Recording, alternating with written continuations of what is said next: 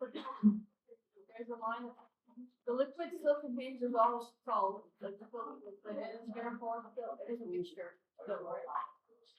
Let's see. You have a saturated solution of salt that contains some undissolved salt. That would be considered a heterogeneous, because we've got the solid salt in there as well. You could separate out the undissolved solid by... How did we get the solid out of our... How did we filter it? By filtering. Okay, that's all right. This is page 123 at the bottom. The separated undissolved salt is a pure substance. The liquid still contains dissolved salt and is therefore a mixture because you have both the water and the salt. To separate the dissolved salt from the water, what could you do to that mixture? You could heat it. You could heat, which would remove the water and leave the salt behind.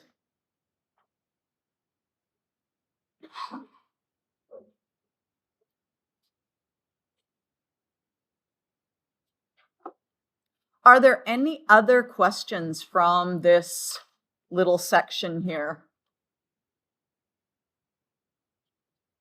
Oh yeah, for page 121. Uh-huh. This was like something the solubility of the substance.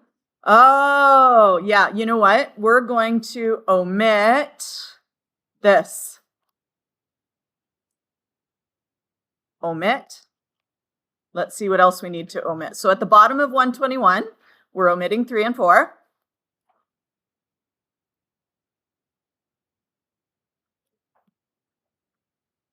And at the top of 121, we're going to cross out the stuff here. I got really into this one year and I forgot to remove it. But you should know this part here. Keep. Okay, so at 100 degrees Celsius, we start getting water coming off. What's happening? What kind of forces are breaking there? Intermolecular force. Yeah, your intermolecular forces break.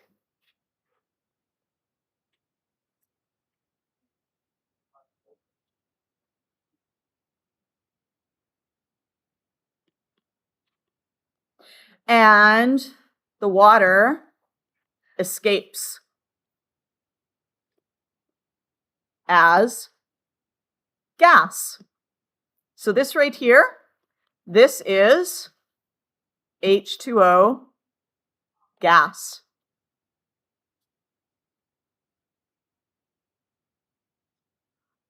Ionic bonds are a strong attraction. So they will rebond with each other. So this little positive will come together with this little negative and they will form a formula unit. And eventually all those little formula units will click together into place, right? Positive, negative, positive, negative, positive, negative. And you will end up with your salt crystal.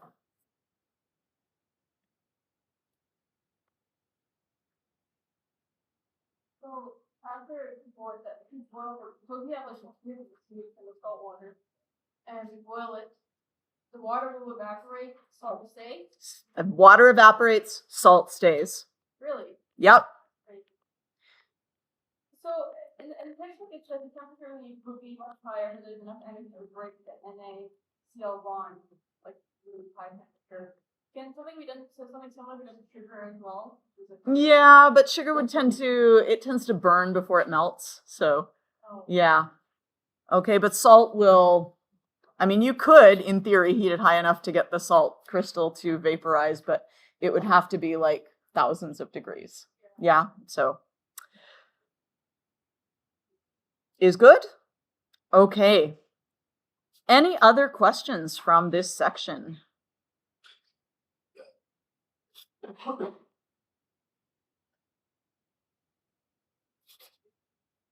All right, and if you did not do this section because you were like too busy, then you're really going to want to make sure that you have completed this over the weekend because your test will include this stuff. Yep. And there is no quiz on it, so you will want to make sure that you have done it. Okay. So we are essentially done Unit 2. So we are going to be starting on Unit 3. Already? Yep. Okay. Let's just double check and make sure there's nothing else. Let's just go through here, see if there's anything. We're going to omit 2.6e. So this is on page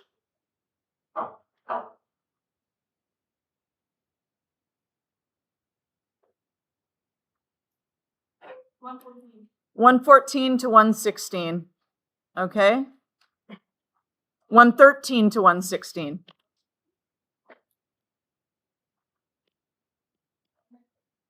(2.6e) we will just omit. Okay? That way you're not like studying it over the weekend and going, hey, I don't understand that. Okay? And Hebden has extra practice, right? Hebden does have extra practice.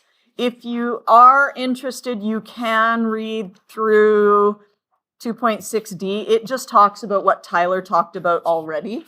Okay, so there's nothing really new there. So I don't think that is a cause for concern. 2.6c, I don't think that we need this either, to be honest. Yeah, I didn't know what it was talking You probably are like, let's just omit 2.6c.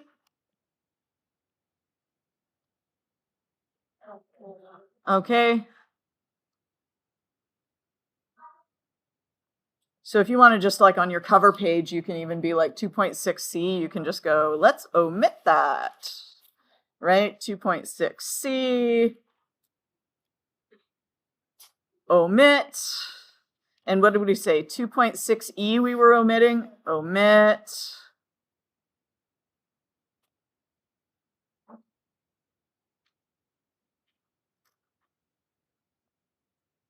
And that gives you, then everything else is on your test other than converting squares and cubes. Unless you've learned that on your own, that will be an enriched question. Okay? Yeah. Is good? Okay.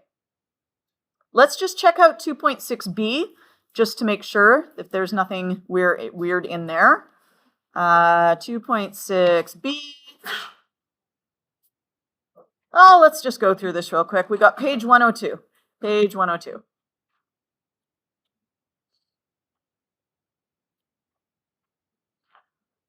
Are we good with the fact that this substance here is pure, this substance here is pure, and this substance here is pure?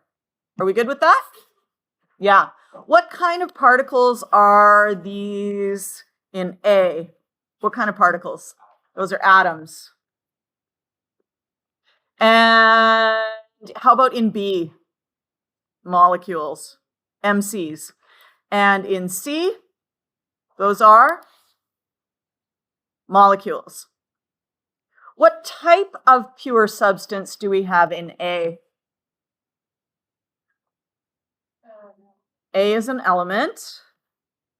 B is a element. And C is a compound. Are we feeling more familiar with all these terms as we go? Okay, now how about this one? This is the tricky one, and this is the one everyone forgets. This is this one pure or a mixture? Pure.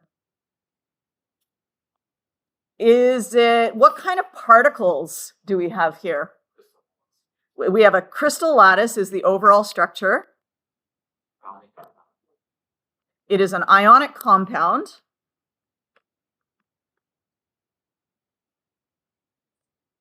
And what are the subunits?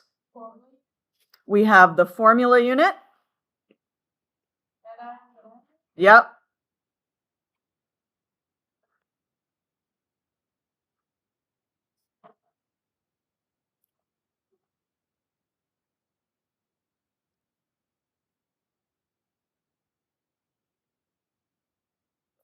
Okay, so are all molecules compounds? No, why not? Some molecules are elements. Thank you.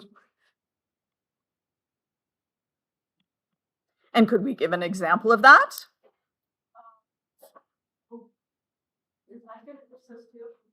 O2 is good. Yep. Okay. You got an oxygen bonded to another oxygen.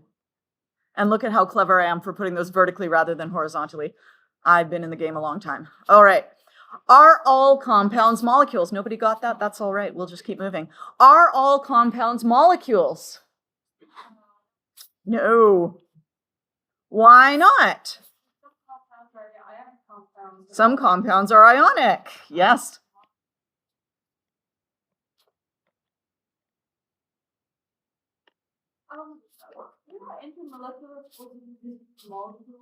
Yeah, between molecules, yes. An interionic force is called an ionic bond. Yeah. There's no special thing. It is a strong force, just like a covalent bond is a strong force. Okay? So there's ionic bonds, there's covalent bonds, and then we have our intermolecular forces. Okay, and you can have intermolecular forces in between molecules and molecules, or between molecules and ions, like the water surrounding the ion. Okay, yeah. So some compounds are ionic and form crystal lattices. For example, NaCl, rather than molecules. Excellent.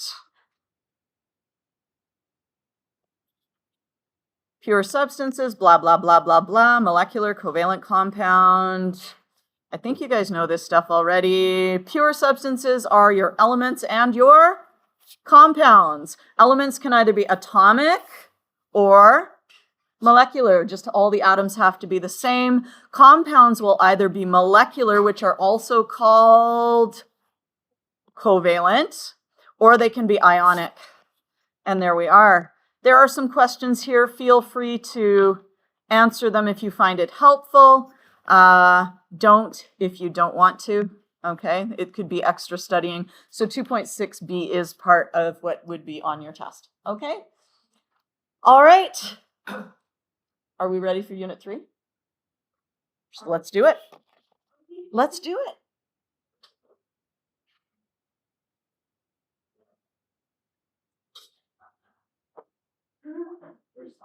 Ooh, actually,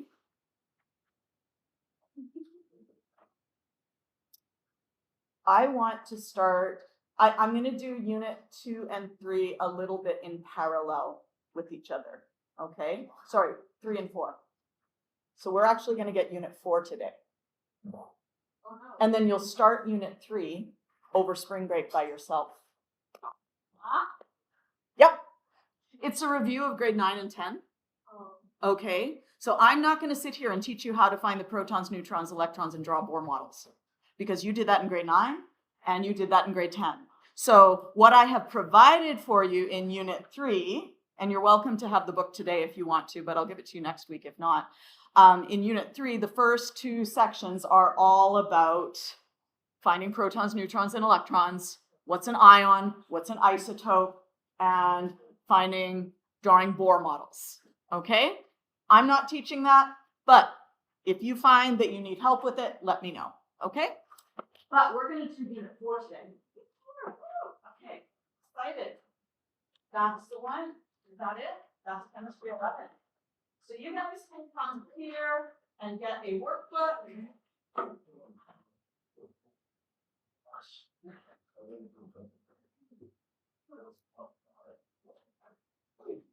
and I want your answer.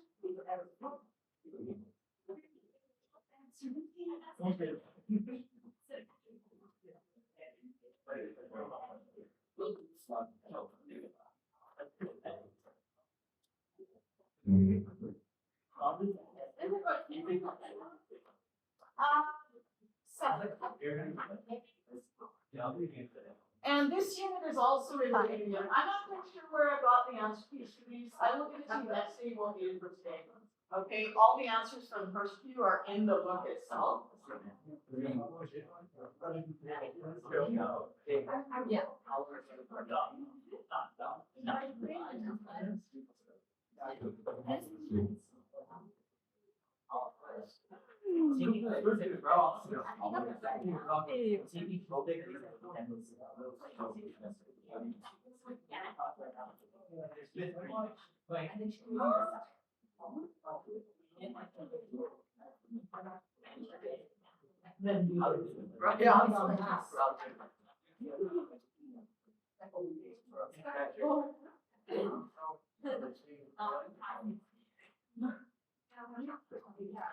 Okay. And I'm going to grab myself a copy and make sure that everything is like I thought it was.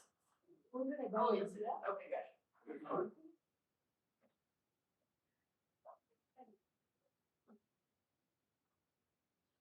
All right, so we're going to first of all familiarize ourselves with this book because it is, you could literally learn all of this just on your own probably, okay? Because again, you did a lot of it last year in grade 10 and the year before in grade 9, okay? So a lot of the stuff we're doing over the next little bit is stuff we've done over and over and over again. So naming and formulas, we start with our table of contents because I want you to refer to this. You'll notice in here you have a periodic table. And it has what I like to call the red zone. If you have had me as a teacher before, you will know what that means. If not, we can turn to page 1. Okay. And on page 1, you'll want to turn it so it's facing like the right way, not sideways. Okay. So on page 1, we have our periodic table and we have our metals and our non-metals are separated. What separates the metals from the non-metals? The qualities? No, physically on this table, what separates the metals from the non-metals? The staircase, okay? Staircase separates metals from non-metals. All right, and you can feel free to write on this one. I am going to give you a separate copy, so you don't have to keep flipping back here. And you'll notice that some of them are red on your periodic table. Unfortunately, they are gray because, well, we can't really photocopy an entire book in color because it would be hugely expensive, okay? Your copy that I give you on Monday will be actually in color and it will have a red, okay? Yep. All right. On which side are the metals and which side are the non-metals? Yeah, metals are over here. Non-metals are over here.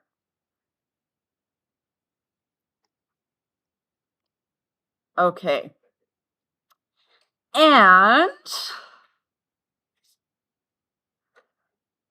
you should know that group 1, what is the charge of elements in group 1? 1 plus. What is the charge of elements in group 2? 2 plus. And how about group 3? 3 plus. Was that easy? Okay. It's as easy as 1, 2, 3. Now, the periodic table you get on quizzes and tests will not have these charges on it unless you request it, okay? If you request it, I'll take like a mark or two off whatever you're working on. Does that make sense? Okay? Because in theory, you've been familiar with this for 2 years now. This is your 3rd year, and it's not that much to remember. Do you know the charges of the nonmetals? Where do we find -1? Negative 18 is 0. Why is that? What do we know about the outer shell of group 18? It is filled. Does it want to lose or gain electrons? No. So, group 18 is 0. Or actually, maybe I should write it up here. There we go. What is group 17? -1 or 1 minus. What's group 16?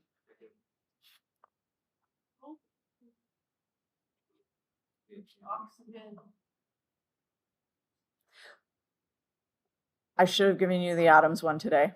That's okay. It's 2 minus. Okay. And 15 is 3 minus. Why is that? Because group 18 has a full shell. Group 17 is missing 1. Missing 1 electron in its outer shell. If it's missing an electron, what does it want to do?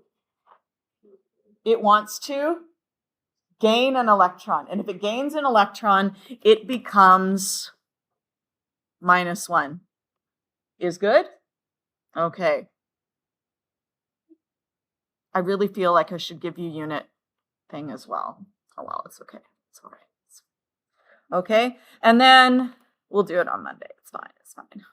And then other than the red zone are multivalent. You can call it the gray zone, gray/red zone.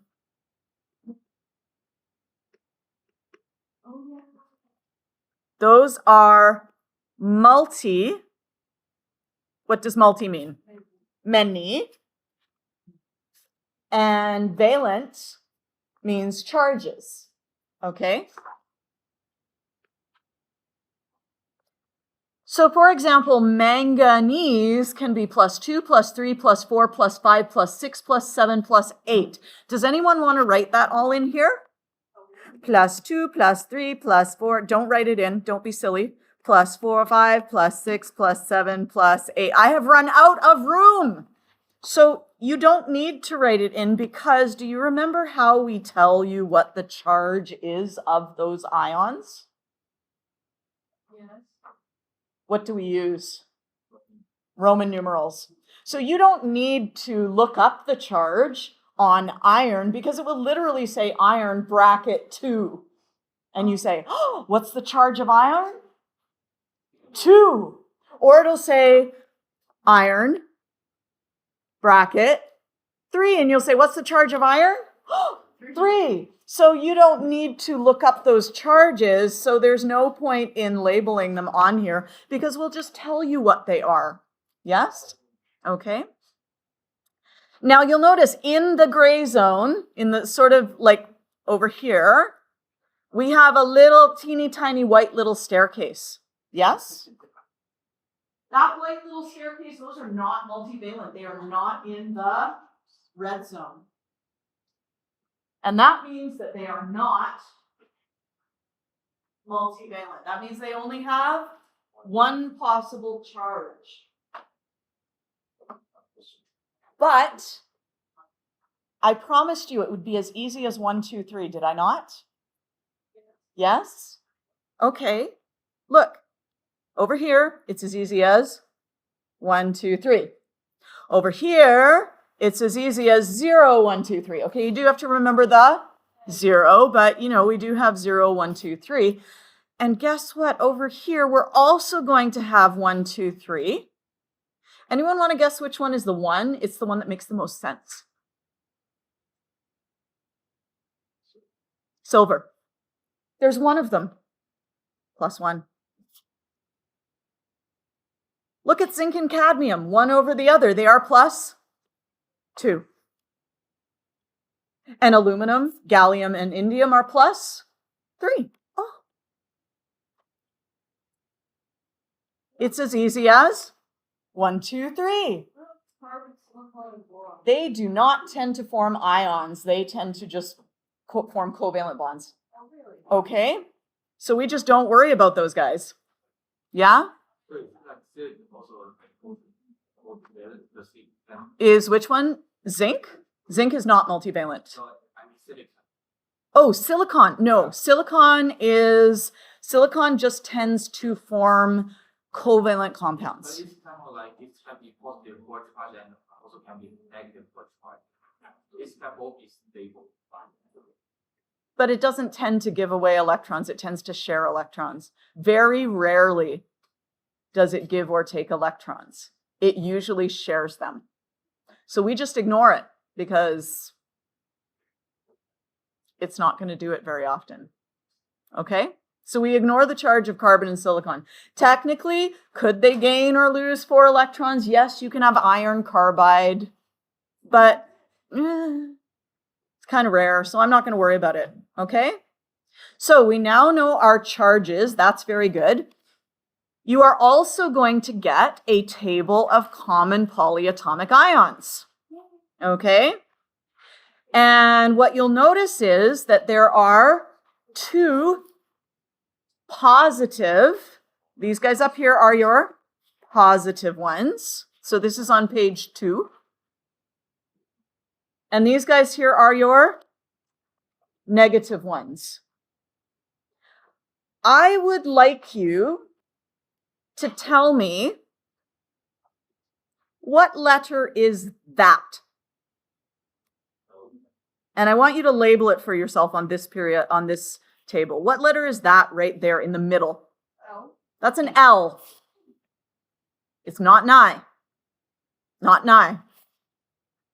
This one right here, this is an L. How can you tell it's an L and not an I? Lowercase. Because, well, A, it's lowercase, right? An I looks like this. Okay, I will always give you a font which has the crossbar on the top and the bottom. And in fact, if you look over here, you can see the crossbar on the top and the bottom. Yes? Times New Roman is not the best, but I use a Brima as a font, and it's got lovely like overbar like on the top and the bottom. So it's not CiO3, it's ClO3. And also, if you think about it, would it be carbon iodine when its name is chlor? Right? The name is not carbionate, right? It's not carbiodite, it is chlorate and chlorite. And we also have, let's look over here, hypochlorite. That again is an L. All right, and we have perchlorate. Yes? Again, that is an L.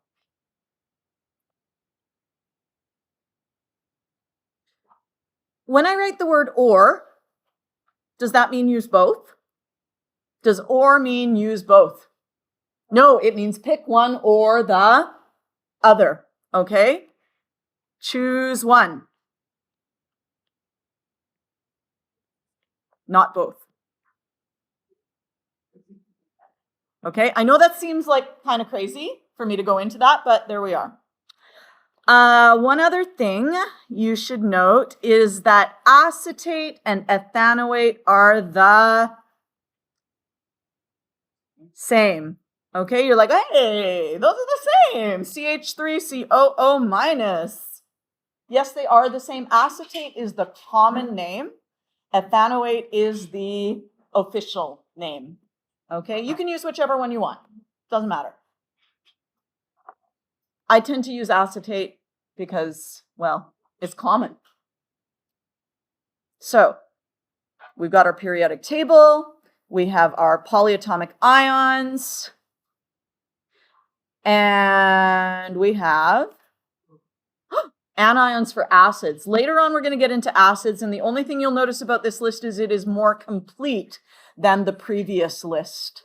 Okay? So when we get into naming acids, there are more polyatomic ions in here. Okay? They are organized alphabetically, and then on the next page, they are organized by charge. If you want to use this list instead of the other one, you will be able to do so. There is a list of acids. Oh, I don't think I included that in yours. I think that's gone. Yeah. Oh, and while we're at it, in your table of contents, you'll notice that it goes 4.0A, 4.0B, 4.0C, and then it says 4.0D, and then 4.0D. So you can change the second D to an E. So you've got 4.0D, and then it should be 4.0E. Okay? I messed up on that. No. Nope. Nope. Nope. Okay. Now we are going to go to page 6. There we go. This unit is going to be all about recognizing ionic versus molecular. Do you remember this from last year? If you can recognize whether a compound is ionic or molecular, the battle is halfway over. Okay? And the thing about ionic, if you can recognize ionic, then everything else is covalent. Yes? Ionic always starts with either a metal or ammonium. Do you guys know the formula for ammonium? NH4.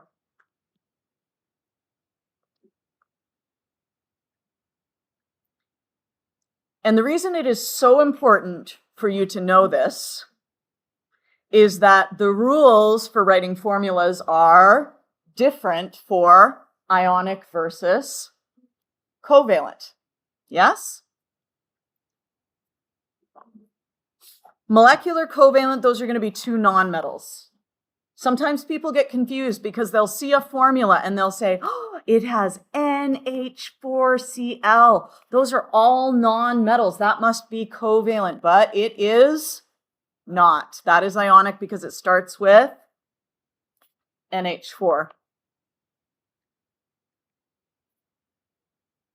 Do you guys remember your prefixes for covalent compounds?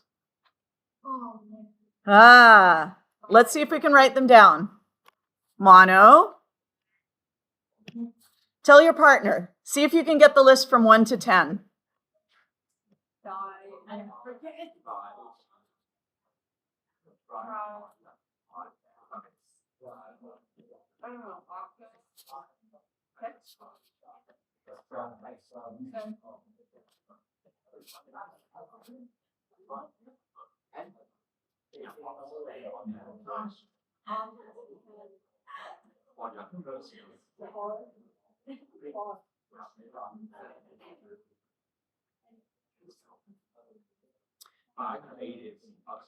Okay, so we know that 1 is mono. What's 2? Di. What's 3? Tri. What's 4? Tetra. I feel like tetra is one you might forget, so I'm going to put a little star beside it. Okay? And for some reason, and I don't know why, I guess you guys don't spend enough time in math anymore doing shapes. Do you spend any time in math doing shapes? Okay, because when I was in high school, there was more time spent on like geometry and shapes and things like that in high school. So by the time we got to chemistry and we were like, penta, you would have been looking at pentagons, right? So penta is 5. But if you have trouble with that, you might want to put a star beside it. Penta. Okay. Now, the number 6 has what letter at the end? What's the letter at the end of 6? Is X. So 6 is hexa. Okay? The 6 has the hex.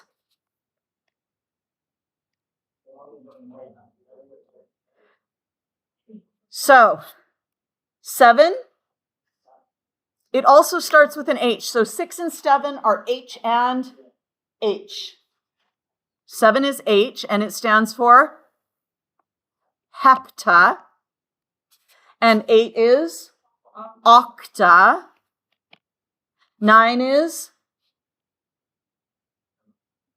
nona. And 10 is deca, like a decade. Okay, octa, octopus. Yes? Nonagon, I don't know. Non kind of sounds like 9. It starts with an N. People tend to get these two mixed up. But if you remember that 6 has an X in it, then you can remember that hexa is the X one and hepta is the PT one. Yeah, hexagon has 6 sides, right? Okay. Do you remember stuff about balancing charges? What does it mean to balance charges? All compounds must be neutral.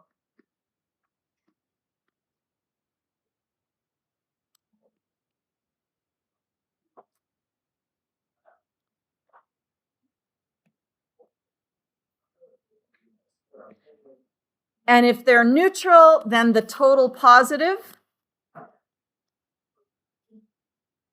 must equal the total negative.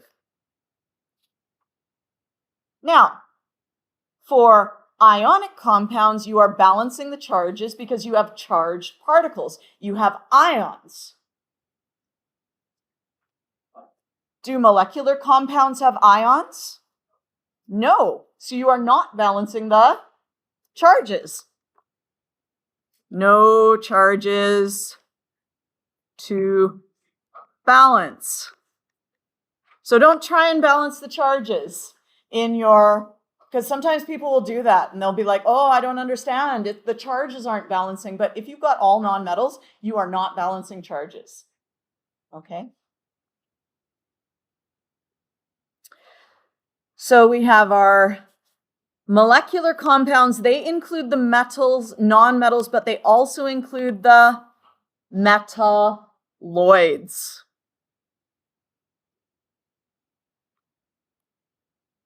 And these ones are actually really easy because the prefixes just tell you how many. So if I were to say, for example, dioxygen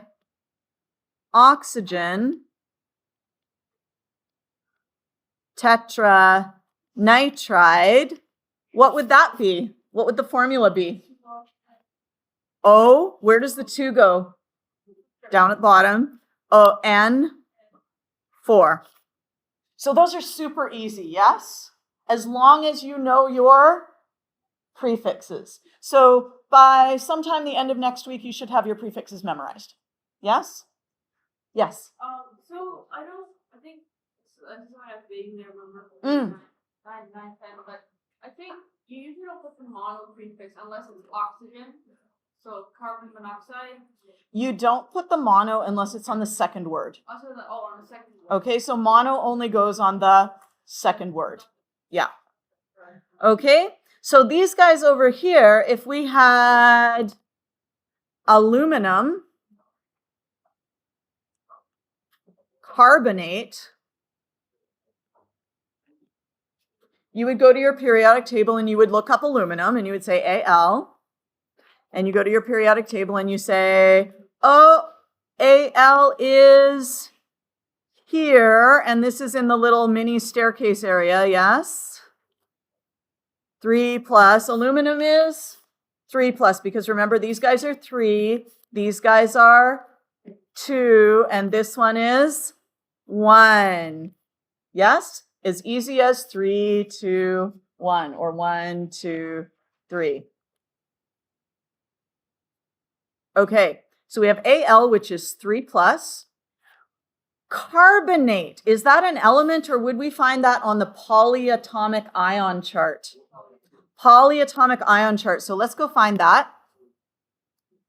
That was, where was that?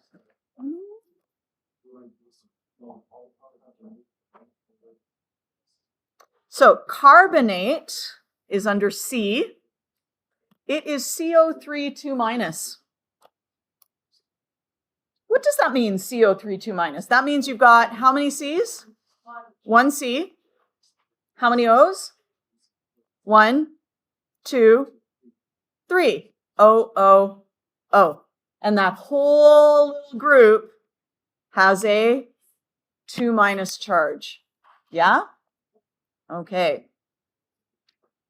Back to... Yeah, they need to be with someone. So we have CO3 2 minus. So if we wanted to balance our charges here, are they equal right now? Does the positive equal the negative? No. How can we make it so the positive and negative are equal? By this point in your chemistry career, you might just be able to look at it and say, I need 2 aluminum and 3 carbonate. But if that is difficult, what you can do is you can say, I'm going to add a carbonate because I don't have enough negative charge. But now I have 4. Oh, now I don't have enough positive charge. So I'll add another one of these. But that gives me 6 plus. Now I don't have enough negative charge, so I'll add another one. And now I have 6 minus. Okay? But like I said, a lot of you by this point in grade 11, you'll just be able to look at it and say, I know how to find like lowest common multiples. I need 6, right? And so I need 2 of the 3 plus and 3 of the 2 minus. All right, so our compound then would be Al. How many Als? Al, 2, CO3, 3. Is good? Okay. So when is this over? We got 10 minutes left? Okay. So those are our writing formulas. And maybe we'll just leave it at that for today, and we'll try some writing formulas, which are, let's go see.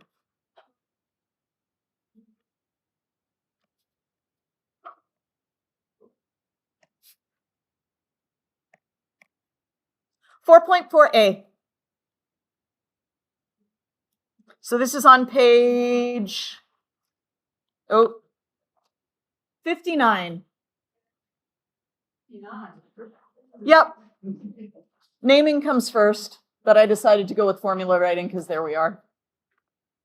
I'm trying to speed up this section a lot compared with previous years because this book was kind of designed out of COVID and people had not learned it in grade 9 and 10, or they sort of had and they'd forgotten, like it was a big mess. So I'm trying to streamline it this year a little bit.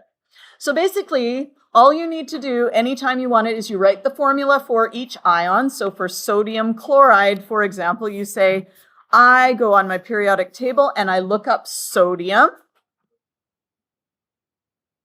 Sodium is here in column 1. What charge is column 1? Plus 1. So sodium is plus 1. Do you remember that when we write plus, that just means 1 plus? Is that familiar? Okay. So if we just write plus, that's a 1 plus. Chloride chloride. We go over and we say, where is chlorine? Oh, here is chlorine. And chlorine is what charge? Because remember, 18 is 0, -1, -2, -3. Okay, so we have -1. And so here we go. We're going to go back and we've got -1. Oh, and my goodness, are our charges balanced? Yes, they are. So we just need 1 sodium and 1 chloride. Okay? We don't write, just remember, not Na plus Cl minus. We get rid of the charges when we write the formula. It's also not Na1Cl1. We don't write the ones. But like I said, you guys are in grade 11. You've done this for 2 years. Hopefully, these are like rookie mistakes. No. Okay? Rookie mistakes. Potassium. Potassium is also in group 1. So its charge is +1. Nitrogen is in group.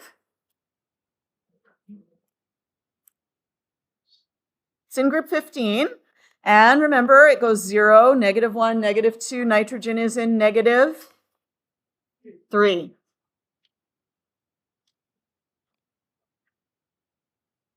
So nitrogen is -3. So how many potassiums do we need to balance out that -3? We need 3. K plus, K plus, K plus. All right, so that's now going to be K, and we have 3 of them. 1, 2, 3. And N, we have 1 of them. So it's K3N. Is this ringing bells? Is it coming back to you?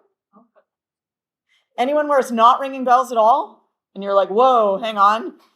I studied at some other school somewhere and they didn't teach me this. Okay, nobody's at that point. That's good. Now, here's as bad as it gets. Iron 3 oxide. What does that 3 tell you? Shh. This is the important bit. This tells you that the charge is 3 plus. It does not tell you there are 3 irons. Fe3. No. Okay, not 3 irons. It tells you the charge of iron is 3 plus. So we have Fe, 3 plus, and we have O, 2 minus. Now, 3 ways of doing this. You can just look at it and go, Fe2O3. That's how I do it because I've been doing this for 35 years. Yes, that's a long time, right? You can look at it and you can say, I need more oxygens because I don't have enough negative. Oh, now I got more negative than positive, so let's add another positive. Now I got more positive. I got 6 positive and 4 negative, so I need to add that on there.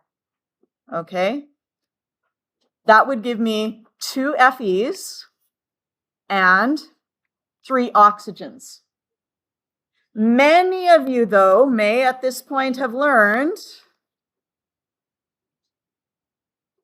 that you can simplify this process by doing a crisscross. Anyone learn the crisscross method? Yeah. Okay, you can crisscross. You can go Fe, 2, O, 3. It's essentially like cross multiplying.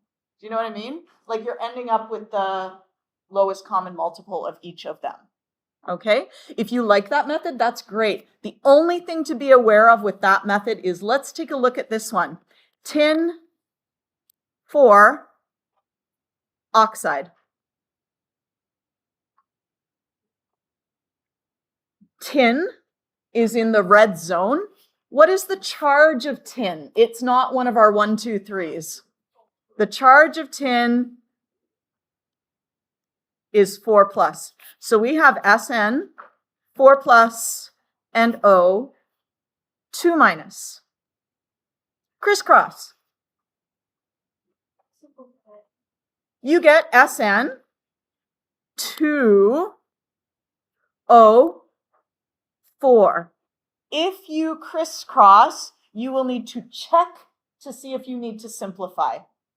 Okay, it's like if you end up with a fraction, you need to simplify your fraction. So if you crisscross,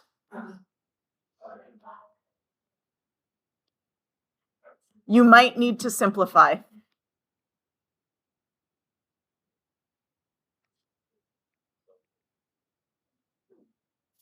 So that would then become 1 and 2. So that would become SNO2. If you do it by just looking at it and balancing your charges, SN4 plus and O2 minus, you'll be easily able to see that you need 1 SN and 2 O2 negatives, yeah?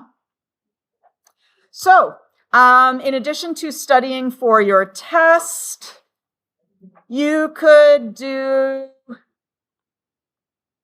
pages 64 and 65. Study for your test. In workbook 4, do pages 64 to 65, numbers 1 through 8. So mostly studying for your test this weekend, just a few of those to make sure you don't forget over the weekend. Yes? Huh? Oh, I'm so sorry. What pages are the questions on? 66 and 67. If you took a picture, the picture was wrong. It's 66, 67. I'm so sorry. Hi.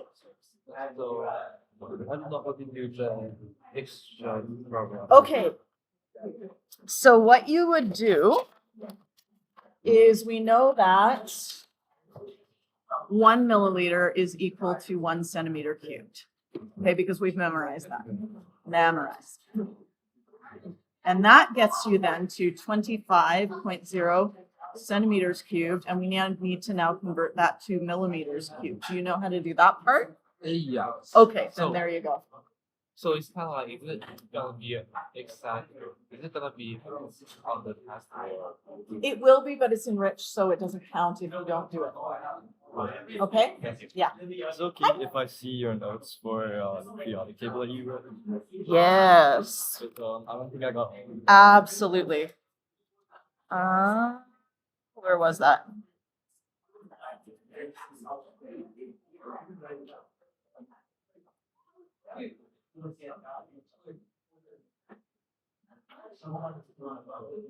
Thank you so much. It's good? Yep. Okay, cool.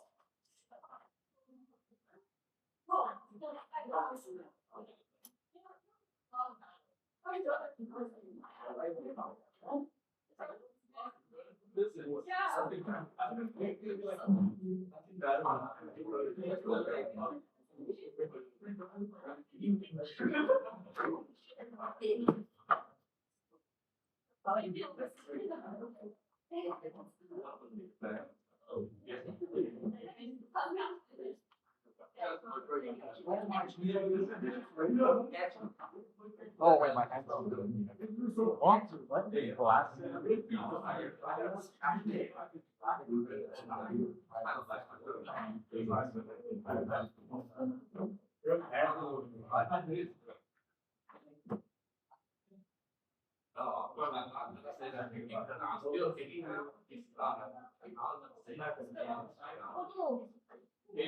Maybe after this semester I can.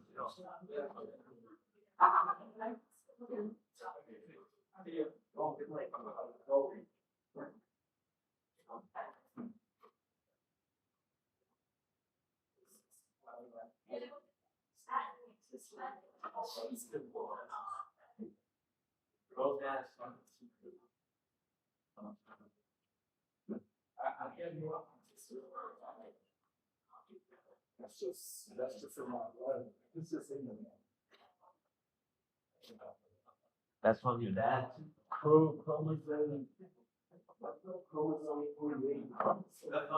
The lower the generation, the less we go together.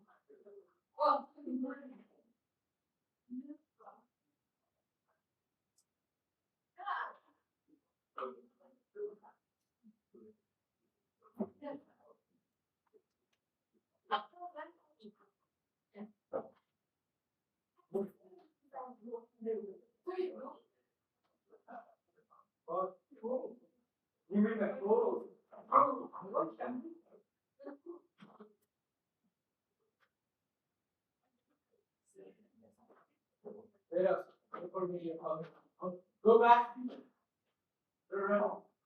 Yeah.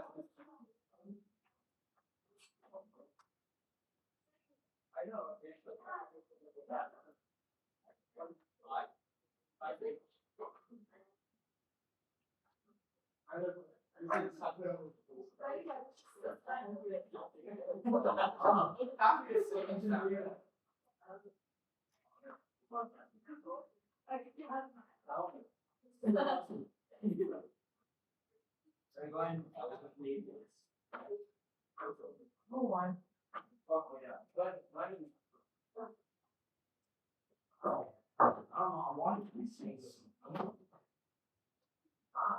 It's gonna be. Oh, yeah, I don't think. Yeah. Here? Yes.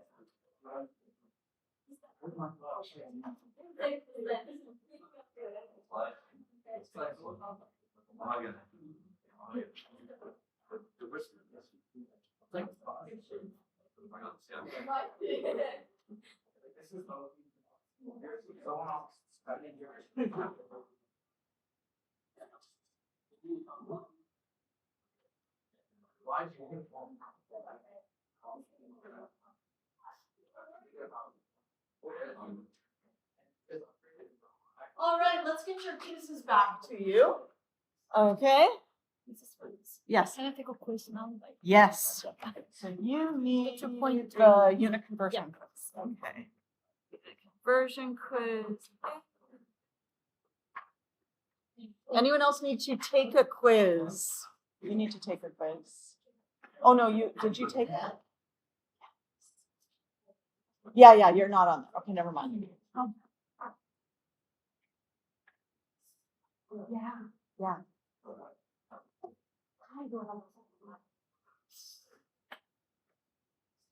well, Yeah. Oh, before you go.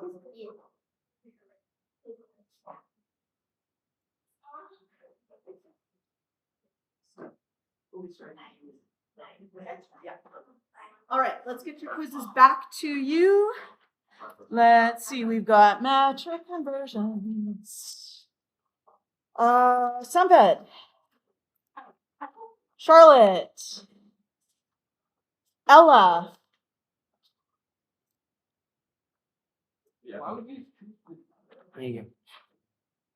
Lasya. Ravi. Celia. no, I'm. Taryn. Beta. Musin. Musin is not here. By the way, I made these. I bought it for you. You are so lovely. Thank you. I knew you like that. Oh, some of the sugar. Oh, so good. Kasumi. Greta. Rico.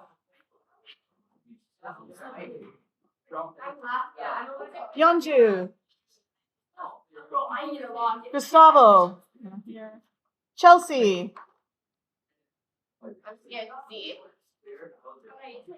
Go, Caitlin, Brandon, Evan. Not here. Okay. Brandon, let's see. Owen, Kanya, not here. Youngwook, Taranyu, Jofi, Brandon,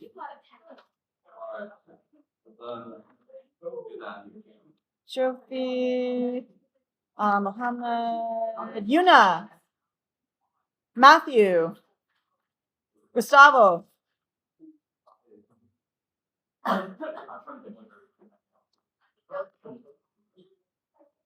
No. Jofi, where are you at? There we are. Taranyu.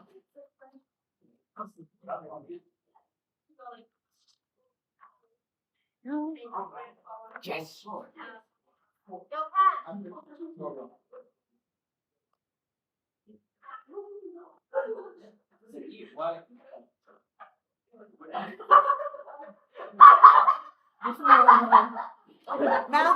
Matthew.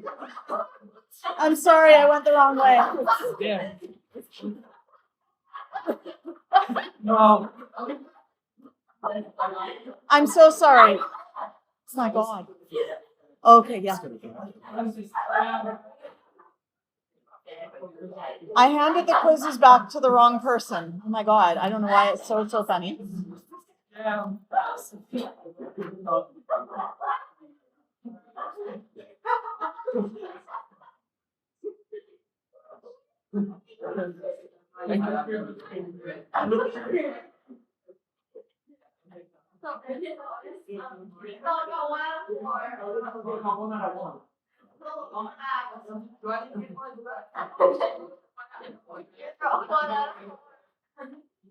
Yes, I do.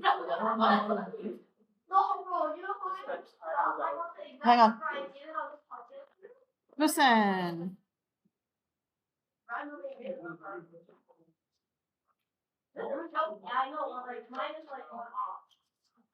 Yes. I don't get it. I don't understand. I'm figuring this. Okay, we can talk about it later, but this today we have to go fast. So go sit down. Okay? All right, friends. Thanks for the muffin. All right, we got today a lot to get through, so we're going to move as quickly as possible. And I wanted to ask if anybody had any questions from pages 122 to 125.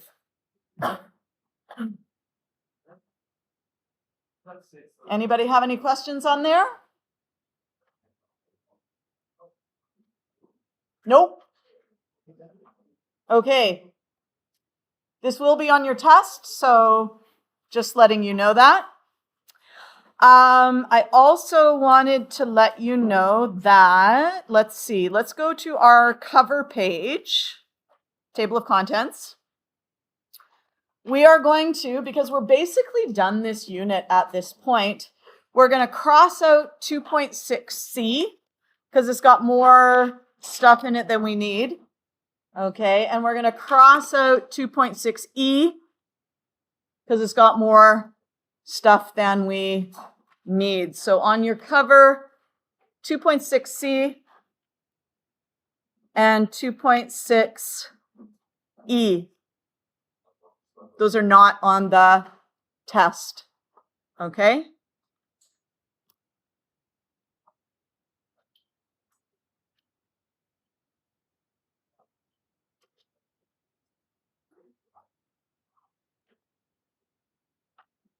We are also going to go to 2.6F, and we're going to go back to page 121. 121. And you are not going to be responsible for finding the solubility of a substance. Okay, we're just going to toss that out this year because we don't have time for it, and we could do it later if we have extra time at the end. So we're crossing out the top part. We are keeping the middle part, Page 121. So we're crossing out this bit, but we're keeping the next little bit. So the description here says at 100 degrees, we have boiling water, and this is a mixture. This is salt water. Okay, so we have salt water. At 100 degrees, the weak IMFs between the water molecules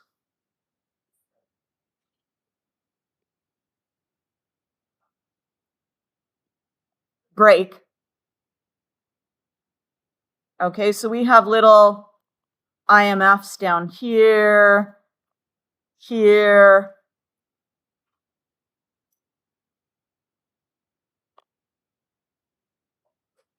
here.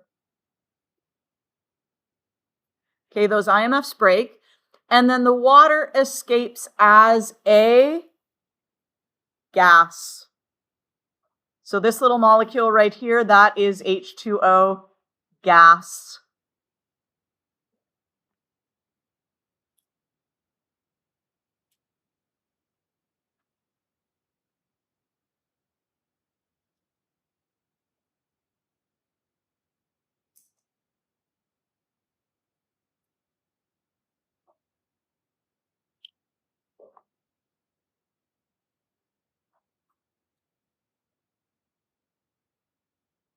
Now, it turns out that the bond between sodium ion, the positive ion, and chloride, the negative ion, is going to be a very strong ionic bond. Okay, so the water evaporates, but the salt actually clicks together, right? A positive and negative click together, they form a formula unit, and then they click, click, click, click, click. It's almost like if you threw a bunch of magnets into a box, and they would all kind of go click, click, click, click, click, and form a mass. Yes? And then what are we left with at the end? The water evaporates, the salt stays, and we end up with a salt crystal. Yes? So we have formed strong ionic bonds between the Na and the Cl.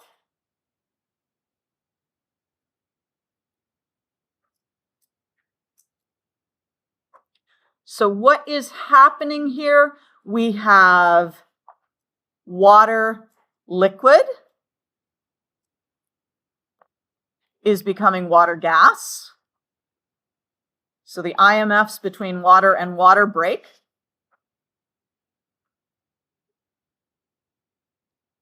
And then we have strong ionic bonds are forming.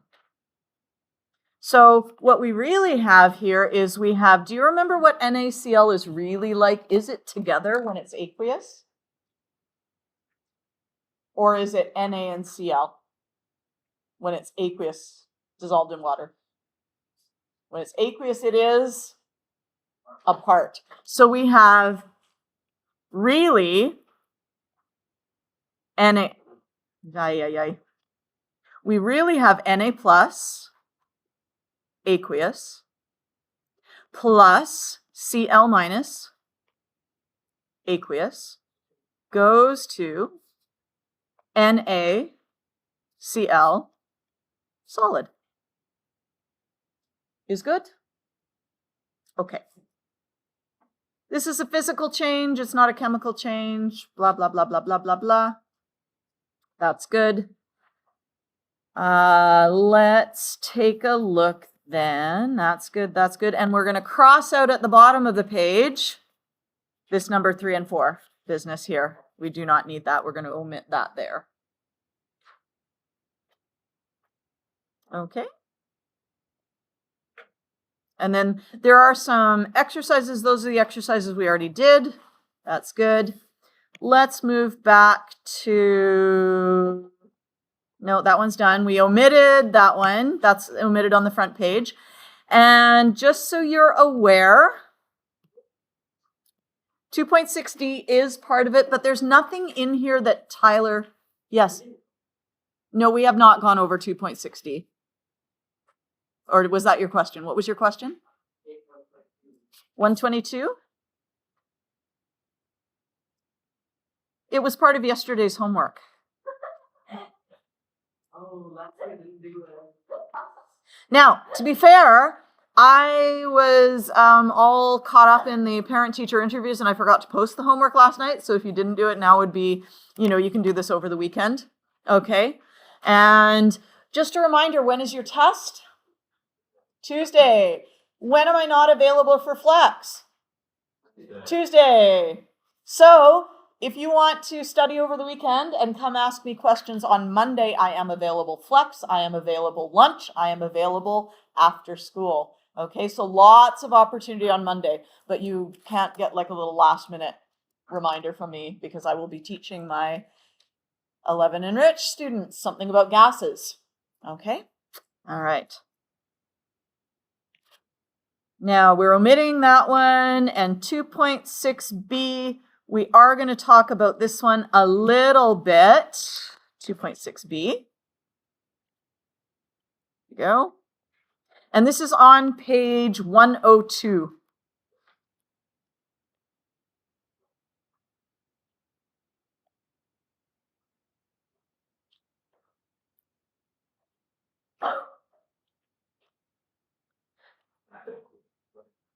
So hopefully it's pretty clear that all three of these substances are pure. We have pure, and we have pure.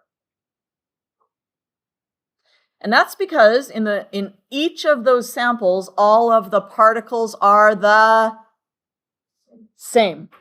Okay, so in sample A, let's call this A, let's call this B, let's call this one C. In sample A, what are the particles? The particles are atoms. And how would we classify this? What type of pure substance is it? It's an element.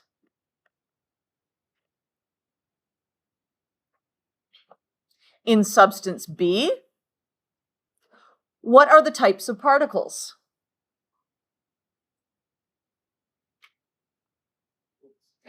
Molecules. And what type of pure substance is it?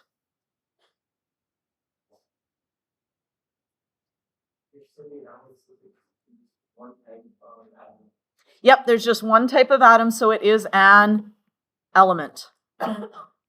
Oh, by the way, are those in B, are those atoms metals or nonmetals?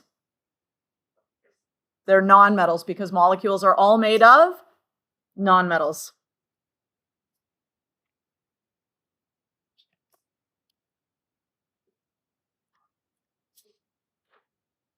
And finally, in C, we have, what are the types of particles? Molecules. And what type of pure substance is it? Is it an element or is it a compound? It is a compound because we have two different types of elements. And what types of atoms are these? What types of elements? These are both non-metal atoms. Okay. All right. Now this is the one that tends to trick people. Is this a pure substance or a mixture?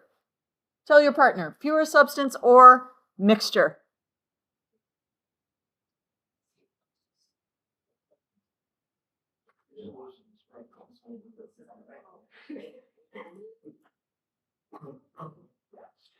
Listen, are you on your phone? Were you on your phone? Well, don't be on your phone. Be in class. Learn chemistry while you're in chemistry.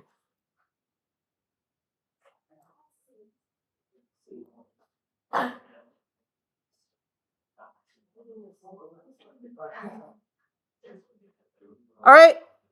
Pure or not? Pure or mixture? Let's take a vote. We can vote for either The letter P. Oh, the letter P is tricky. Okay? So we're going to learn the letter P. What you have to do is you have to take your first two fingers and you have to put your middle finger forward and your pointer finger back. Okay? And then you're going to put your thumb in between the two. Okay? And then you're going to take the whole thing and turn it upside down. Okay? This is the letter P. Okay? So that's the letter P. See if you can make it from scratch.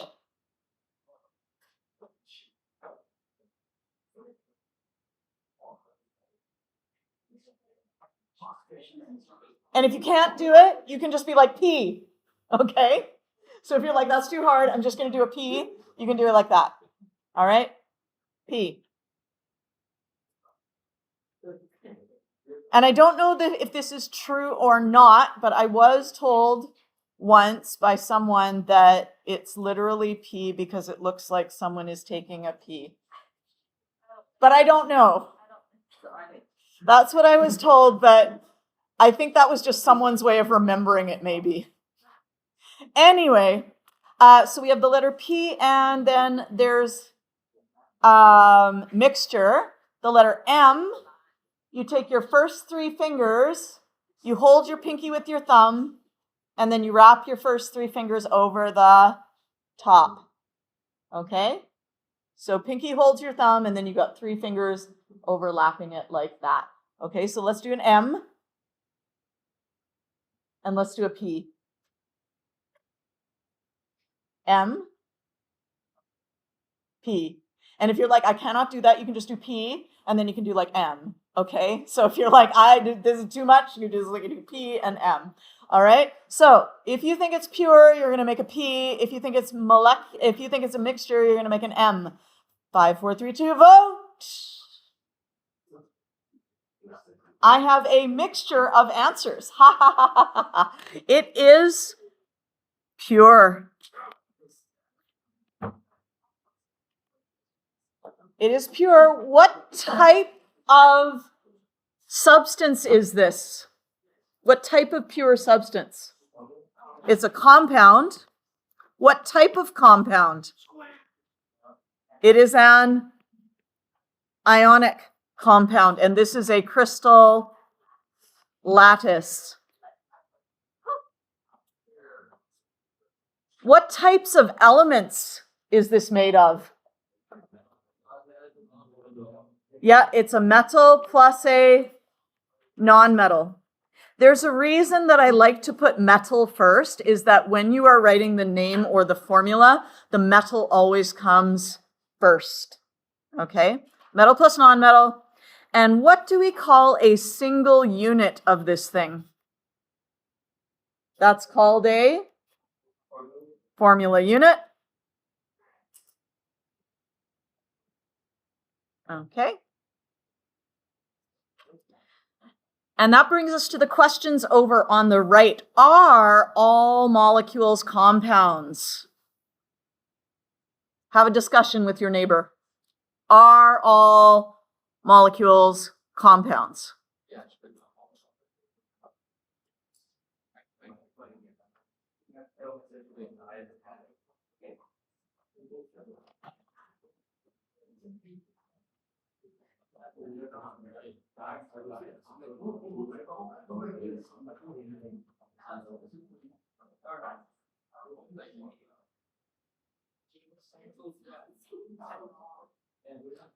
Okay, and this one we get to vote. We're going to just vote thumbs up for yes, thumbs down for no. Are all molecules compounds? 3, 2, 1, go. No, they are not. Can someone give me an example of one that is not? O2. Some molecules, do you guys remember MC for molecule? Okay, some molecules are elements. For example, O2.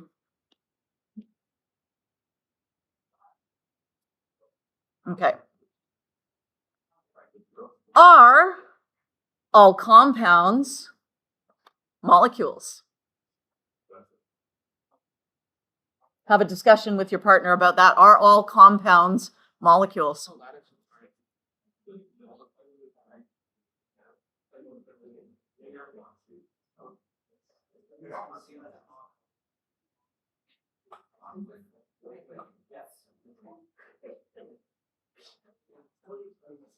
So we get to vote yes or no?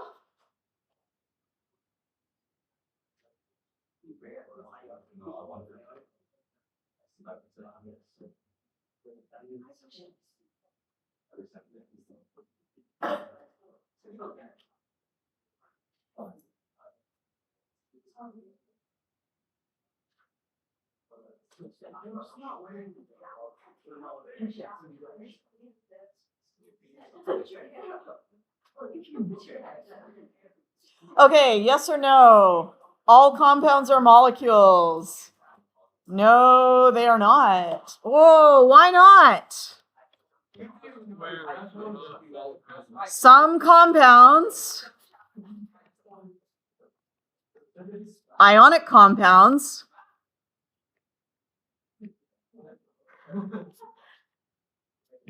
form crystal lattices instead.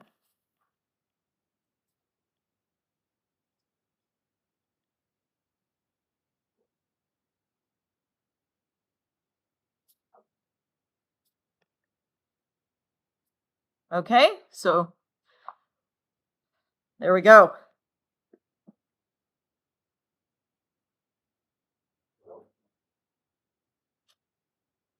All right, now let's see what awaits us on page 103. I think we're good there. Thank you. No problem.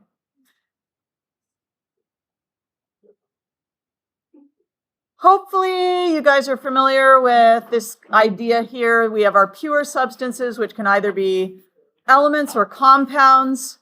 Our elements can either be atomic or molecular. And you can see the pictures. There's our atomic element and our molecular element.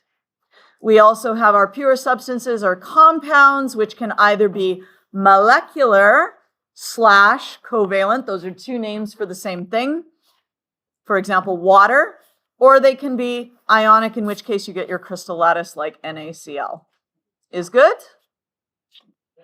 Okay, there are some questions here, which if you want to do them over the weekend, you can feel free to do that. It would just be a little extra review, okay? And I think that's it. Good. Now, is there anyone who's not here at all next week? Everyone's here for at least the beginning of next week? Perfect. So today, we are going to get Unit 4. I know we're supposed to be on Unit 3 because we've finished this now, okay? Unit 3, I'm going to give to you to work on the first two sections over spring break. Because, do you already know how to find the number of protons and neutrons and electrons in atoms? Did you learn that in grade 9 and grade 10? Hopefully. If you didn't, book 3 will walk you through that. Tyler will walk you through that, okay? Do you know how to draw Bohr models of ions, of atoms? And again, if you have forgotten, there are videos to walk you through that. But I am not going to teach you what you have already learned in grade 9 and grade 10. Okay, so we'll do that over spring break, but for now, we're going to get Unit 4. So please, come pick up a Unit 4. Right here, Unit 4 workbook. I'll close this so it doesn't blind you as you go past.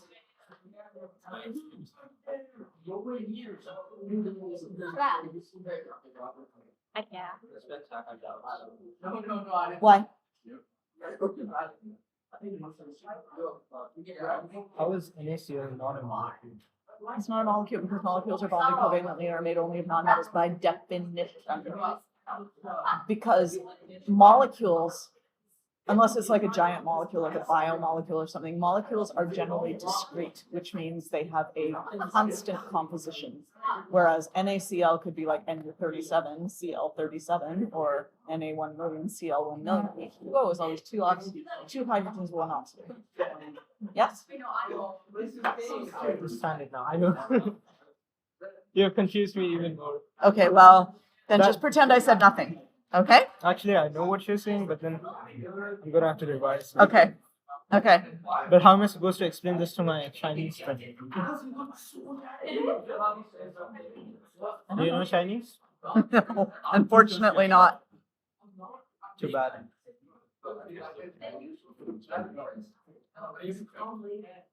Okay.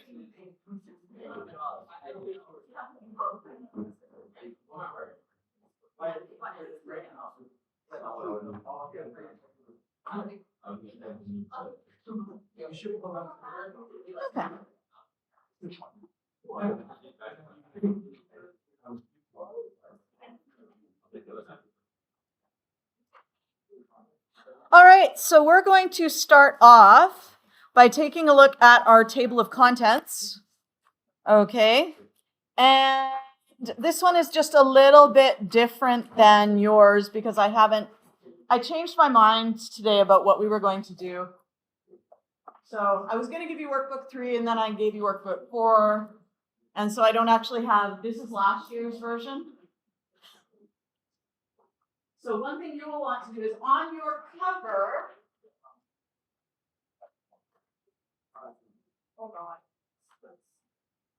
on your cover, you will note that you have 4.0A, 4.0B, 4.0C. And then when you get to 4.0D, what you'll notice is that right after it, there's another 4.0D. You want to change that one to an E, okay?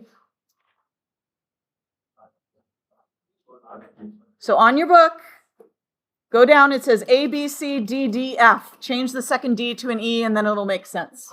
Is good? Okay. Now, we are going to introduce ourselves to the periodic table, which is on page 1.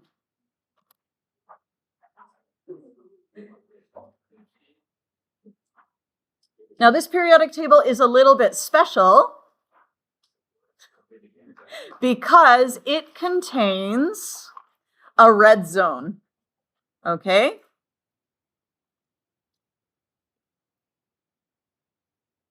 Yours will look gray. So you can call it a gray zone or you can call it a red zone. Next week, I'm going to give you what am I going to give you next week? Next week, I am going to give you a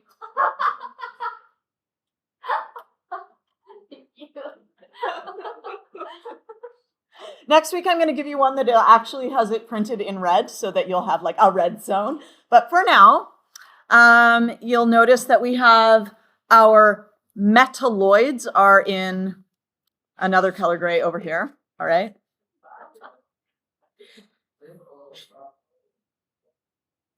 Shh, stop talking, please. We don't have a lot of time today. We got to go quick, quick, quick, quick, quick, which means I can't talk over people. Okay. Now, when you get a periodic table on a quiz or a test, it will not have charges on it. Do you see charges anywhere on here? No. So this is what you're going to get. Now, on this one in your book, I want you to write in the charges so that they are there for you if you need them, right? Like, so when you're starting out, you're like, okay. But I will tell you that knowing your charges is as easy as 1, 2, 3. Okay? Because guess what the charge of group 1 is? Plus 1. What's the charge of group 2? Plus 2. What's the charge of group 3? Plus 3. How easy was that? It's as easy as 1, 2, 3. Oh, okay. So that's nice. Those are our metals. And you'll notice that these are not gray zone metals, okay? They're not in this gray / red zone, okay? Those are the ones that just have one charge. If things are in the gray/red zone, they are what we call multivalent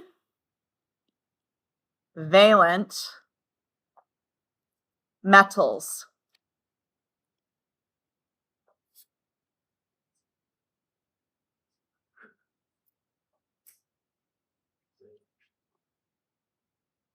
What is a multivalent metal? What does multi mean? Multi means multiple. So these are the ones that have multiple possible charges. Are you familiar with these from last year? You maybe have an iron 2+ and an iron 3+. Yes? Now, we are not going to be writing in the charges for these because you will not need them. Okay? Why will you not need them? Because when I give you a name, let's say I say iron, Roman numeral 3, what does that tell me? Yeah, this tells me that I have Fe 3+. So you don't need the charges to be on there. It will tell you the charge in the Roman numeral, okay?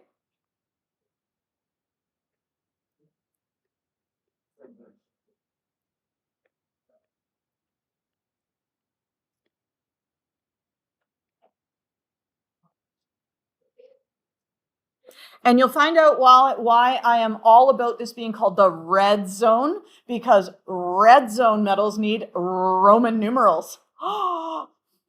Yes? Roman numerals for the red zone. Okay?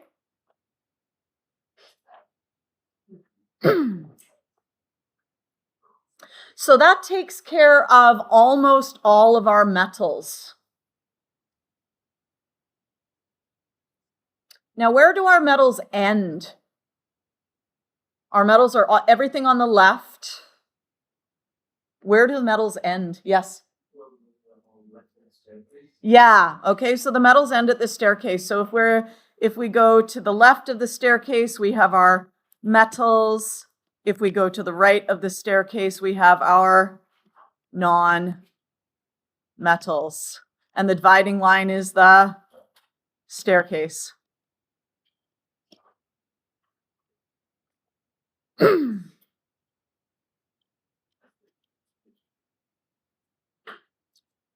So we've dealt with all of our metals because they're either in the red zone and they will have a Roman numeral to tell you, or they're in groups 1, 2, 3, in which case they are +1 or +2 or +3. But anyone notice any other metals that we haven't dealt with yet?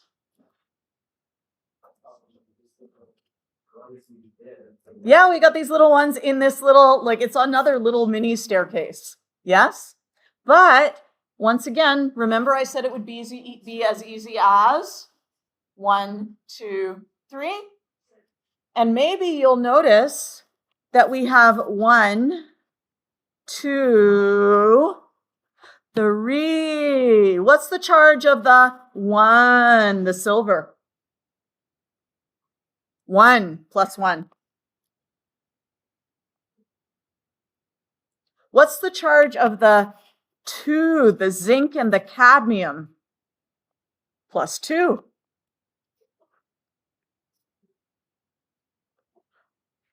And what is the charge of the 3, the aluminum, the gallium, and the indium? Those ones are +3.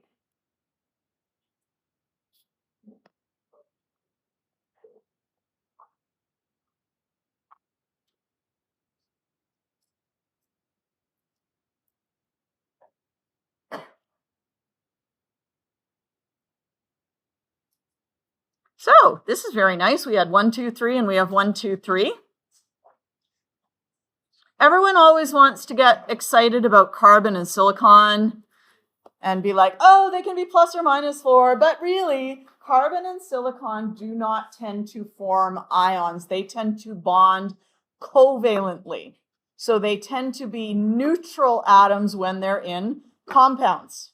Okay, like CO2, carbon does not have a charge. It's a neutral carbon atom along with 2 neutral oxygen atoms. Okay? So we're going to ignore group 14. Now we have groups 15, 16, 17, and 18. That's 4 groups. But remember I said it's as easy as 1, 2, 3? Anyone know the group that does not form ions? The noble gases do not form ions, so they have a charge of 0. Why is that? Yeah. They have a full valence shell. They do not want to lose electrons and become positive. They do not want to gain electrons and become negative because their shell is already perfectly full. Okay? If we go back 1 group, the halogens,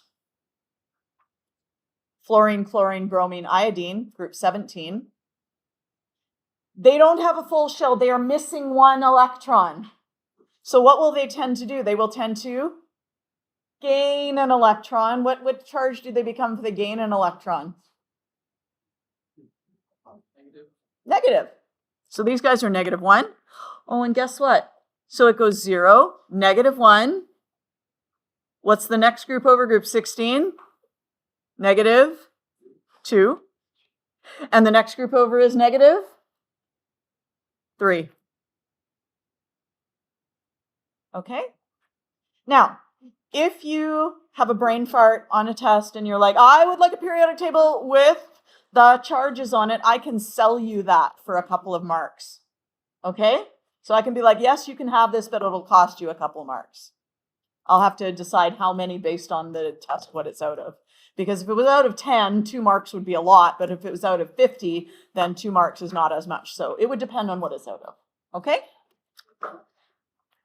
So you should be able to know those. That's your periodic table, and that is page 1. Page 2, here we have our common polyatomic ions. What does poly mean?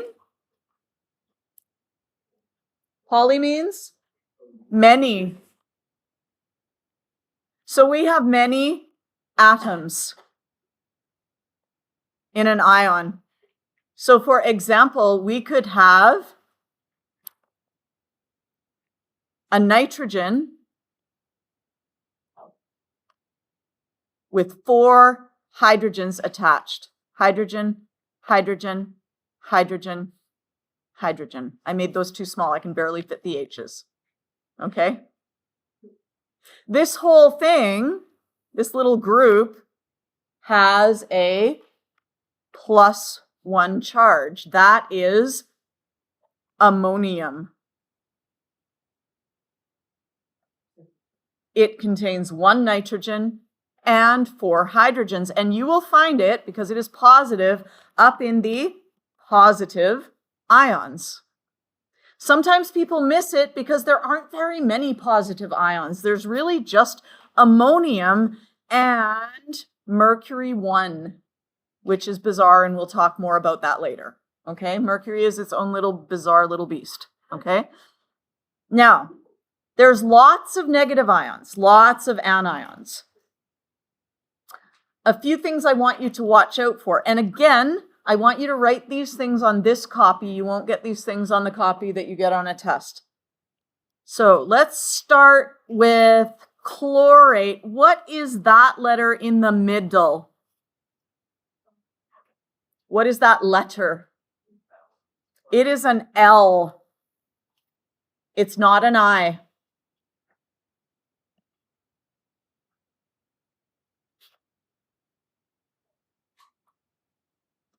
However, you would not believe the number of people that tell me that chlorate is made of carbon and iodine and oxygen. Yes, it's not called carbiodate. It's called chlorate, which means it's made from chlorine, which means it's going to be a Cl, not a capital C, capital I. Okay? So I don't want to see any capital C, capital I's because it is not carbiodate.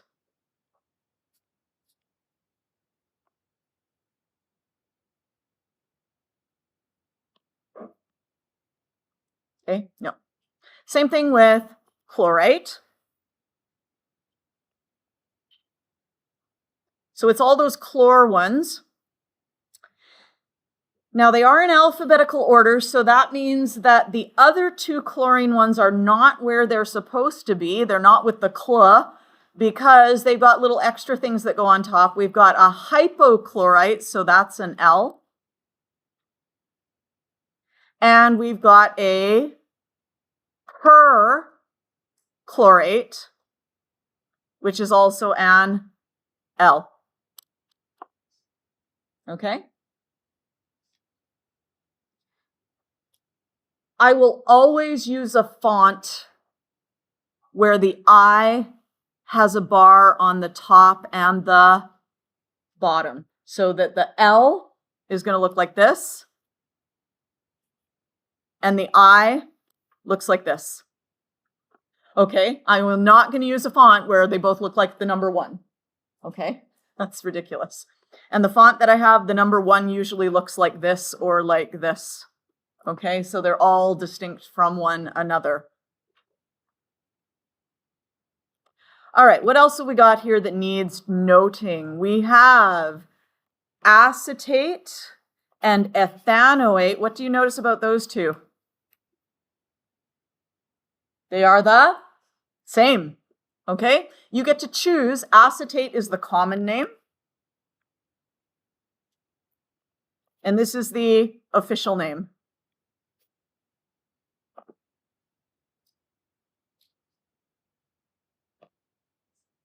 A few other things. Dichromate. Is dichromate two chromates? I want you to take a look at chromate and dichromate. Is dichromate two chromates? Two chromates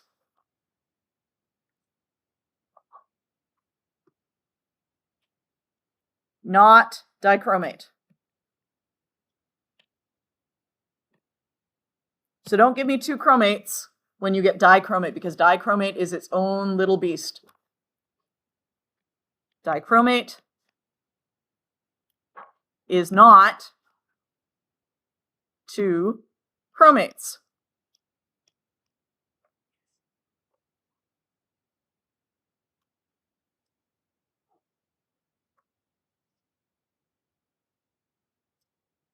Now down here we have a bunch of ors. Or.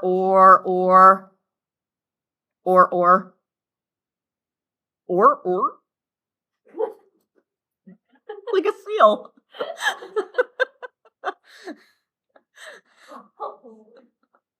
I don't know what did that to me. It's Friday afternoon. I'm feeling a little punchy here. Okay. Now, when you name this thing, are you going to name it hydrogen carbonate, or are you going to name it bicarbonate? Or are you going to name it both?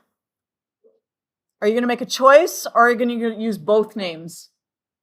Make a choice, because or means make a choice. It doesn't say and or, it doesn't say and. It says or. Make a choice. Choose one or the other.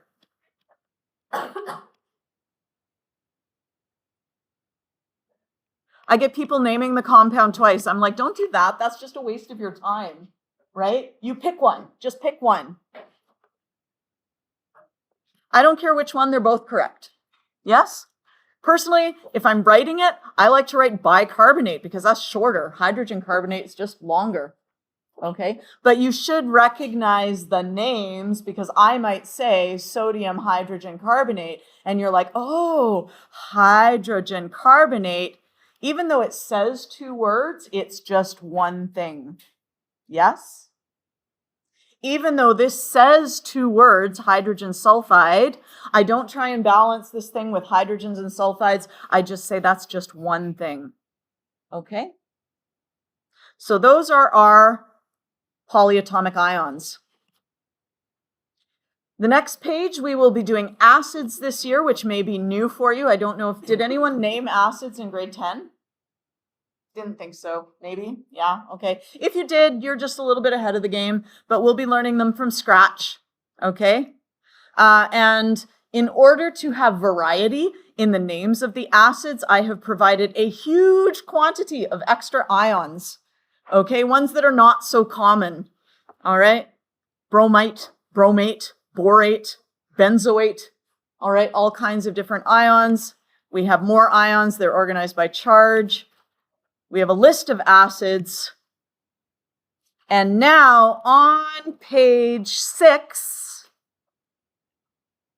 we come to a simple flow chart for how to name and write formulas for compounds. There's no acids or hydrates in this because we haven't learned them yet, not in grade 10 anyway.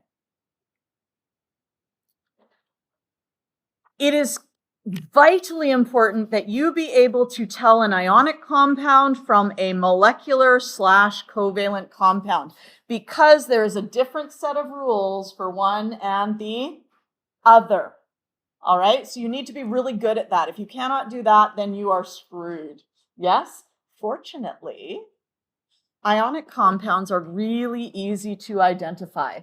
They either start with a metal or with ammonium. If it does not start with a metal or ammonium, then it is molecular. It is covalent. But if you see a metal, it's ionic. If you see ammonium, it is ionic. What is the formula for ammonium? The letters. Ammonium is NH4. Okay, so if it starts with a metal or if it starts with ammonium, then it is ionic. And what we would need to do with ionic compounds, because they are ions, we have a positive ion and a negative ion.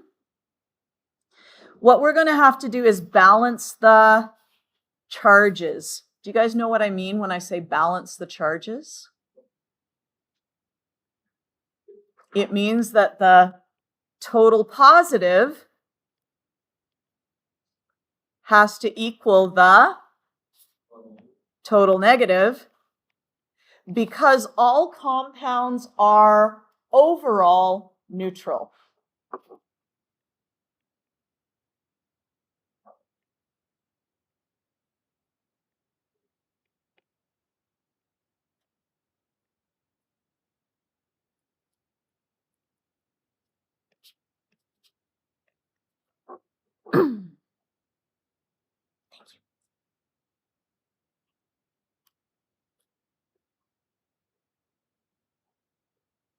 So those are for our ionic compounds, and we'll have to balance the charges. So say, for example, we might have, what's a good compound?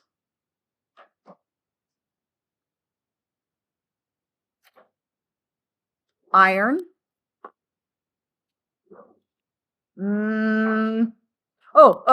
Okay. Let's do, I had a good one. Aluminum.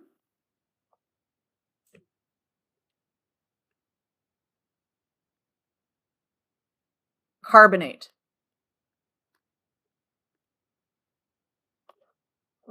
Okay, so what we would have to do is we would have to say aluminum.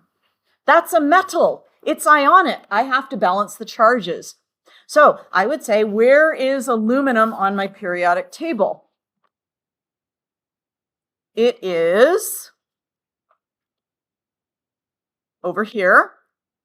And it is in this little mini staircase, and it's the one that has 1, 2, 3 things in it, yes? So it is a charge of +3.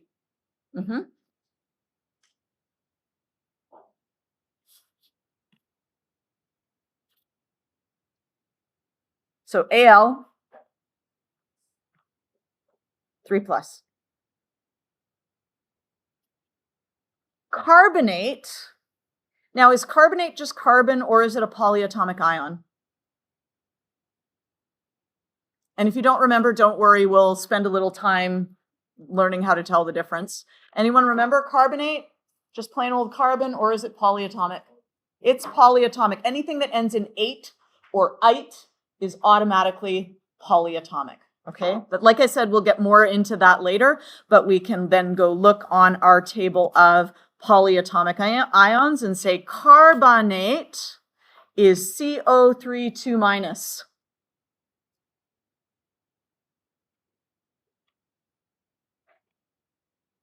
So we have CO3 2 minus. Are those positives and negatives equal? No. Not equal. So one way to go about this, and I will show you other ways in just a moment, but one way to go about it is to say, I have too much positive compared to negative. I need more negative. So I'm going to add another CO3, 2 minus. Now I have -4.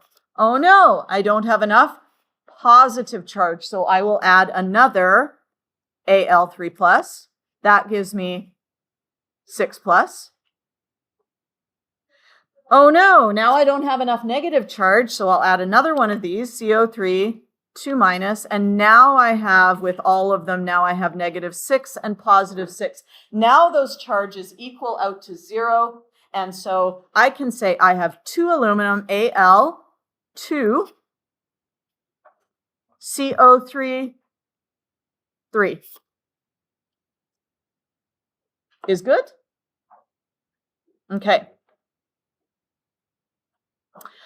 We're going to skip the prefixes for today because we only have 6 minutes left, and we are going to jump to page 63. So we're skipping over the covalent ones for now. I did a little bit in the other block. If you're interested in seeing it, you can watch the beginning of this video. So when we're writing a binary ionic formula, let's say we have sodium chloride. You go onto your periodic table and you say sodium. Sodium is in group 1, so it is +1. Chlorine is in group 17. So remember, 18 is 0, 17 is -1. So chloride is -1. There we go. All right, so we have sodium. Remember, if we write plus, that means Na1 plus. Okay, a single plus just means 1, not 2. Chloride minus. Do these charges balance? Yes, they do. I have 1 positive and I have 1 negative. So my formula is just NaCl, but I want you to notice, and this is page 63. Huh? Oh, no, it's not page 63. Oh, crap. 4.4a, it is on page 59. Page 59. This will all be fixed by next week. I'll have the most updated form. I'm so sorry. Okay, people are like flipping pages. I'm like, what's going on? Oh my gosh. Page 59, there we go, that's better.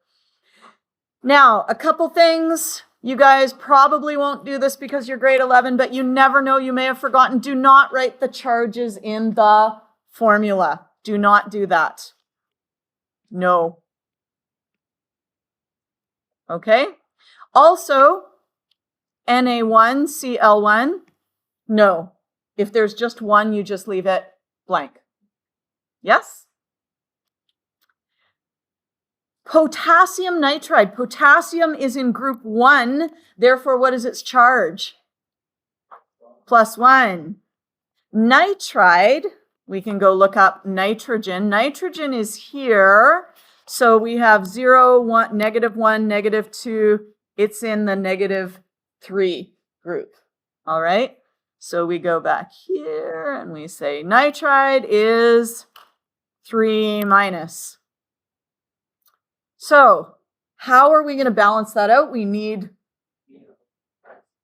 Yeah, we need more potassium. We need 3 potassiums. That's going to give us a total of 3 plus that will balance out that 3 minus. So we then have Hay with a 3 and then an N.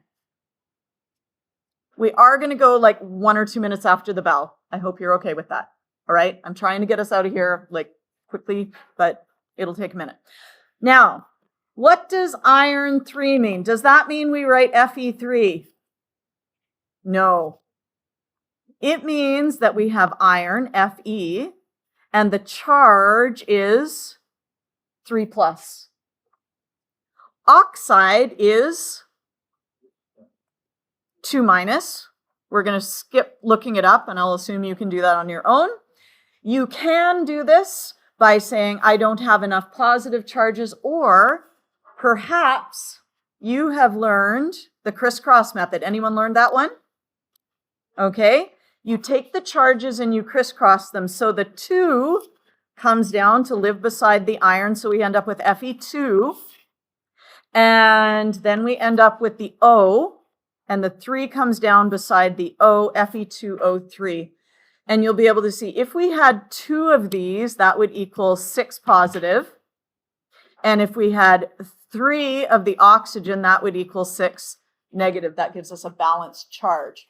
One thing to watch out for if you use the crisscross. Tin 4 oxide. That tells us tin is SN. The 4 tells us that it is 4 plus. Oxide is 2 minus. If we crisscross, the 2 comes down beside the SN. The 4 comes down beside the O. Am I done? And the answer is no. If you crisscross, you must check if you need to simplify. Criss, cross, check if you need to simplify.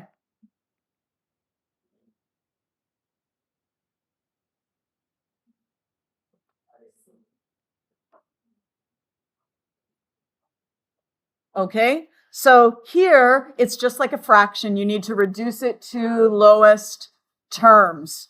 So this can become a 1. This can become a 2. So it is SnO2. And if you were to write out the charges, SN4 plus, O2 minus, you would be able to see that if you have 2 O's, that balances the 1 SN. So your homework, check for it on Teams. But I think, do I have it here? There we go. I'll put your homework on Teams. Okay? I will. Yes, I don't have anything happening right after school today. So that's why I forgot yesterday, because there was so much going on. Hi. I don't get what you do. Okay. I just don't. So. I spent the past 3 days just staring at the question. Okay. So we did exactly the same experiment, but instead of using 10 grams, we only used 1 milligram. Okay. Do you have your lab sheet with the stuff written on it on the front? Grab that. 100. Yeah. 100 cents is $1. Yeah, beautiful. You are my name. His name wasn't his name. And somebody like, so they had to switch back and I'm like, Full mark.